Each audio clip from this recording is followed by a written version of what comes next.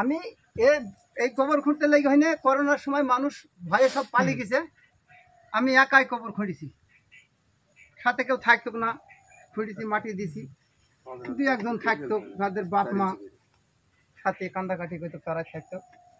মানুষ মরণশীল, প্রত্যেকটা মানুষকেই মৃত্যুর স্বাদ গ্রহণ করতে হবে। তো আমরা এসেছি আজকে কবরস্থানে। তো এখানে একজন কবর খনন করে, তার সম্পর্কে বিস্তারিত জানবো। আমার গোরস্থানে আজ 40 বছর হয়েছে এই কাজ করা। গোরস্থান এই যে কবর খননের কাজটা আসলে কেমন?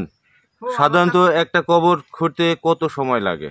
আপনার মাটি বুঝি 2 ঘন্টা লাগে, 2.5 ঘন্টা লাগে, 3 ঘন্টা লাগে, ঠিক নাই। মাটি বুঝি নিম্ন 3 ঘন্টা। এই কবর খননের ক্ষেত্রে আপনি শারীরিকভাবে কোনো ধরনের কষ্টের শিকার হন কিনা? না না, প্রথম দিন যেই দিন কবর খনন করেন সেই দিনের অভিজ্ঞতা কেমন ছিল আপনার? আমার সেদিন ইচ্ছা ছিল যে আমি কবর খুঁড়বো, যাই কবর খুঁড়তে দেখি পারি কি, শিখতে পারি কি।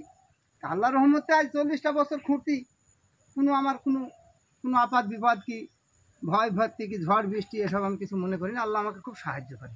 তো সেই দিনে আপনার কি মনে হয়েছিল প্রথম দিন? প্রথম দিন একটু ভয় লেগেছিল আমার। আর এই যে প্রতিবার যে সব খনন তো আপনি খনন করে থাকেন, হ্যাঁ, সেই ক্ষেত্রে আপনার মানে যতবারই কবর খোঁড়েন ততবার আপনার কি মনে হয়? এইখানে যাইতে হবে মাটিতেই। আমার এই দিয়ে আসা যে এআই ছাড়া আর কিছু জিনিস সঠিক কিছু পৃথিবীতে কিছু নাই। এটি সঠিক পৃথিবী কিছু নাই, এই জায়গাটাই সঠিক। পৃথিবীতে সব কিছু থুই এখানে আসতে হবে, এটি সঠিক জায়গা। আমরা সব ইতে সিটি বলাই। আপনি যে কবর খনন করেন সেই ক্ষেত্রে গ্রামের লোক আপনাকে কোন চোখে দেখে?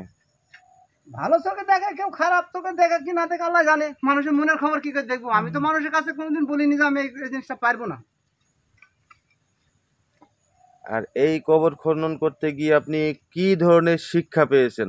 আমি খুব ভালো শিক্ষা পেয়েছি। আল্লাহর কাছে আরাধনা করি যে এই জিনিসটা পেয়ে হয়নি, আমি মানুষের সাথে চলাফেরা, ভালো মন্দ ব্যবহারটা ষোলপূর্ণ আমি বুঝেছি যে ইয়া ছাড়া আর কোনো গতি নেই। মানুষের দিলে আঘাত দিয়ে কোনো কাজ হবে না। মানুষের পরিস্থিতি, মানুষকে ভালোবাসতে হবে, মানুষের সাথে থাকতে হবে। এই কবর খননের ক্ষেত্রে কি কি জিনিস লাগে? এতে 2-3টি লাগে। আপনার খোঁড়া লাগে, একটা বড় তা, একটা ছোট তা, 2-3টি লাগে।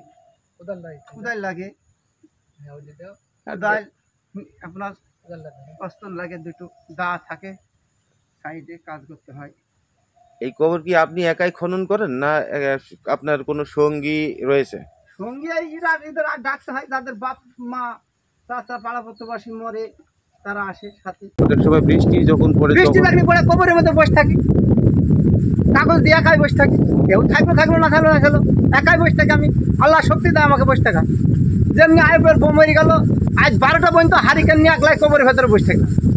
তারপরে মাটি হবে তাও কাউকে পাইলাম না। ওই চারামারি আলো ভাই আসতে, এই যে আলো জ্বলতে বলতে কেউ আসো তো, আমি ভাই আমি সাহান আছি, আর মানুষ আসতে আসবে।